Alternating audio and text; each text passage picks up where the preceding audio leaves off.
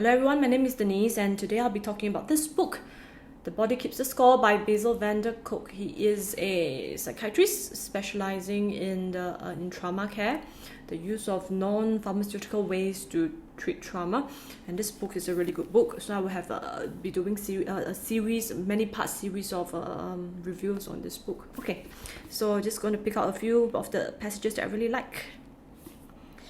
Starting with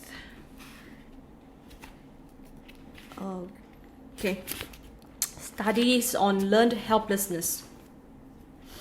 So this is a group of study done by Mayer and I think Martin Seligman on dogs. So they put a group of dogs in a cage and administered electrical shocks to them. So several times, and there was no escape, no possibility of escape because the door was locked. So after a while, when they administered the shock, but they left the door wide open, the dogs just stayed there. They stayed in the cage, whimpering and defecating, but they didn't try to leave. In contrast, when they did this experiment with dogs that were fresh in the cage and it was electrocuted, the cage door was open, the dogs just left immediately. So we realized that the dogs just gave up. And that happens to traumatized people too, especially if they're repeatedly traumatized, they tend to go back to their homes no matter how hard it is. So this again is reinforced by another study done by the team. Further animal studies involving mice, rats, cats and monkeys and even elephants brought more intriguing data. For example, when researchers played the loud intrusive sound, mice that had been raised in a warm nest with plenty of food scurried home immediately, but another group raised in a noisy nest with scarce food supplies also ran home, even after spending time in more pleasant surroundings. So this also means that like people from abusive families, they tend to go back to those surroundings, and it is something that trauma does to the person. It changes the way they think and the capacity to think. Some time ago I've read this article on BBC News about a lady. She was killed when she was aboard a cruise, killed by her husband, beaten to death. I can't remember if there was a knife involved, but just brutalized. So it's not the first time. He's been abusing her repeatedly over the years, and not only her but also other violent charges. So of course the judge was really harsh on him. So this begs the question, why didn't she leave? And I'm sure if there were like counselors, social workers, psychiatrists on board, they said, just leave, woman, you leave and you don't have to die. But she couldn't leave, and this is why, because trauma causes the person to stay frozen and fixated and to run back to what is perceived as safe. So as social workers all know, it always begins with small abuse, bigger abuse, and eventually to death. So the longer a woman stays in an abusive relationship, and if the husband is not getting proper treatment or what, she's getting closer to her final destination, which is a violent death, unless cancer or other trauma-related diseases kills her first. So that is quite a bleak ending. But the truth is, society sometimes don't allow women to go back home, let's say to their family of origin, because marriage is sacred, do not divorce. So I've met, I've met, there's this woman that I know. She has 5 children. Her husband is very abusive. He's the type that would drag her hair and hit her head, hammer her head against the wall until it bleeds. So violent, and the children observe that. And she ran away from house 5 times, but the mom asked her to go back home, be a responsible mother, be a responsible wife, go home. So she eventually developed cancer and she died. She didn't die a violent death, but she died from trauma-related deaths. So stories like this shows that so much more can be done. You see, what can be done? Firstly, society must be able to create a very safe and welcoming environment for women who are undergoing abuse, so that they can feel safe to leave their home. And also the social worker has to come in whenever possible to drag the lady out with her children if possible, repeatedly, just like the dogs were being dragged out by the researchers from the cage, to retrain them to leave.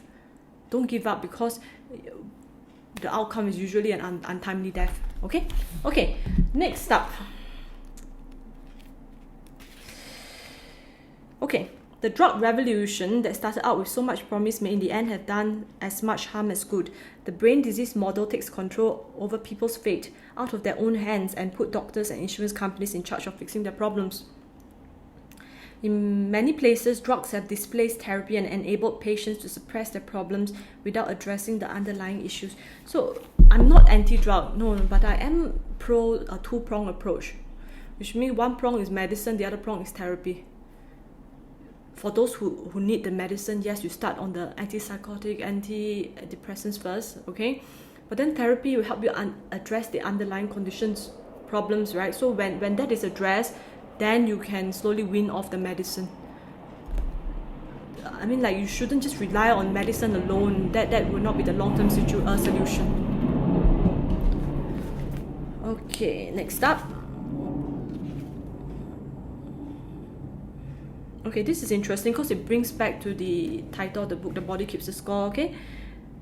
Some people simply go into denial. Their bodies register the threat, but their conscious minds go on as if nothing has happened.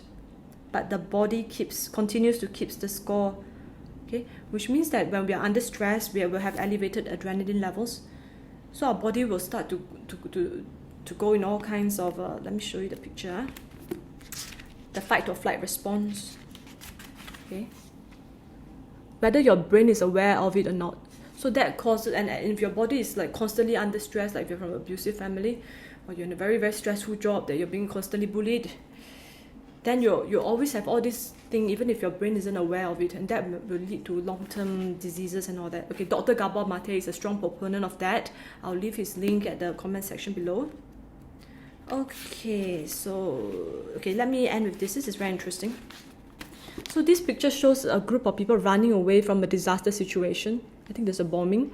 This one shows that, okay, after Hurricane Katrina, they strapped the survivors onto this lying down position and flew them away from the hurricane. So they were immobilized, they cannot move. Okay, so I'm going to read this section. Effective action ends the threat. Immobilization keeps the body in a state of inescapable shock and learned helplessness. Faced with danger, people automatically secrete stress hormones to fuel resistance and escape.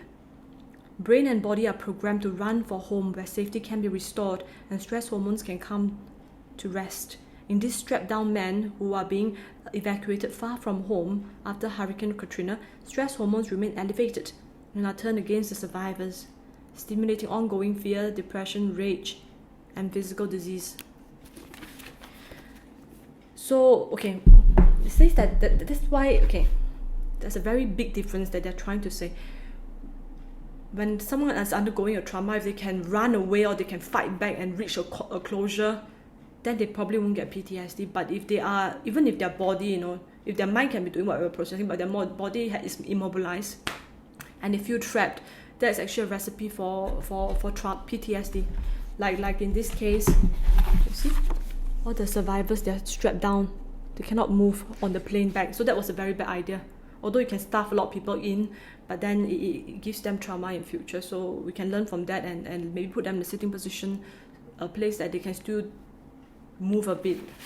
That would be much better for them. Okay, so that's the end of the review. I will continue to read this book and share more of its golden nuggets with all of you.